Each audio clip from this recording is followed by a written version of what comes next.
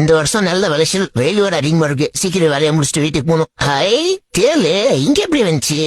எப்படியோ பார்த்தா எல்லாம் காலில் மெச்சு கொண்டு போனியா. குறுக்க பார்த்தாலே பயமா தான் இருக்கு. என்னைய விட கடிக்கிறா போட்டு உன்னை மெடிக்க வந்துடுறா. என்னடா இந்த வலி வலிக்குது, மயக்க வர மாதிரிக்குது, என்ன கொஞ்ச நேரத்துக்கு கீழே விழுந்துரும் போல. எங்க போயிட்டான் என் நண்பா? இங்க தானே வேலை செஞ்சுட்டு இருந்தான். ரொம்ப நேரமா ஆளை காணமே. நண்பா அவனுக்கு என்ன ஆச்சு? மயக்கம் போட்டு விழுந்துட்டான்னு நினைக்கிறான். பேச்சு மூச்சு இல்லாம இருக்கான். சீக்கிரம் ஹாஸ்பிட்டலுக்கு கூட்டு போனாதான் இவனை காப்பாற்ற முடியும். பாவம் என்னுடைய நண்பா. நண்பா என்கிட்ட பேசு நண்பா. ஏன் நண்பா இப்படி இருக்க?